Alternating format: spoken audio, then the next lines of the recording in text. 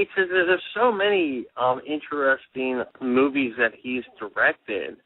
I mean, the things that he's written alone, that would be enough for most people, but it's just the stuff that he's directed. Like Affliction is definitely one of those, but like the Comfort of Strangers, Light Sleeper. I mean, even that one he did, I think it was before, after The Closer with Woody Harrelson. That's a good one too. Yeah, The Walker. The Walker. Yeah. I'm sorry, The Walker. I'm sorry. You got to forgive me. I don't. I just saw that last year, and I liked it very much. I've always liked The Comfort of Strangers. There's something to be said about The Comfort of Strangers because it's the only movie that Christopher Walken said disturbed him. Oh wow! Do you recall that film, Dean, The Comfort of Strangers? You know, that's one of the ones that I still haven't seen. There's a few of them I haven't seen. I haven't seen Touch or Light Sleeper or the Exorcist prequel or even Adam Resurrected. I haven't seen that either. That's the one I haven't seen yet. Adam Resurrected, I still need to see. My memories of Paul Schrader as a director are really like more up towards the beginning of his directing career. I mean, I still think his debut film, Blue Collar, is his best movie, and then I would throw Hardcore in right after that, and then I have a big, you know, I think Mishima is just brilliant. Oh, Mishima is a masterpiece. Yeah, it is, and I think it's his best looking movie too. But there's a lot of the ones. But you're right, Affliction is one of his best. I think he's going back to they've remastered Cat People. I think he's going back to work on that too. Okay. He's trying to convince Criterion to do something with some more of his movies. Like The Comfort of Strangers and that sort of thing. I would recommend The Comfort, yeah.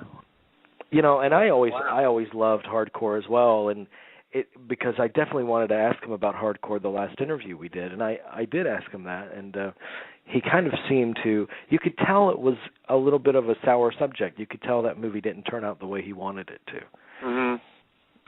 So, I mean, you know, it's funny, you know, people kind of, the movie has kind of a strange,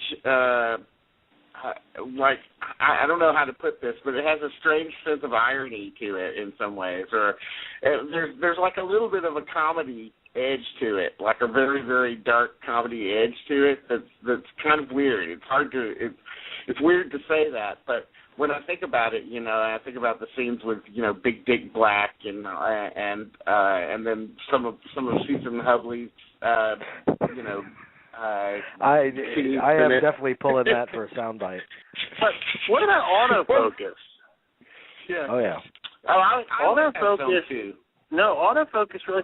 You know, the first time you watch it, because you know, if you're like me, you go in with very high expectations, and you're like, But what I'm amazed about the film here 11 years later is the film resonates more with me as time goes by. I think it's a very powerful film, and you know, the interplay between William Dafoe and Greg Kinnear is, I have to say, by today's standards, classic. There's something. I mean, they have great on-screen chemistry, and I think Greg Kinnear, that's the transformational role for him. Schrader is definitely one of the darkest of all filmmakers. I mean, there's, you know, outside of Hardcore, which, you know, I think a lot of the laughs in that maybe are not intentional, but and maybe that's the thing that Paul Schrader doesn't like about the film. But there are not a lot of laughs in his movies. I mean, it's a pretty dark. It's a pretty dark and dire bunch of films there. So, you know.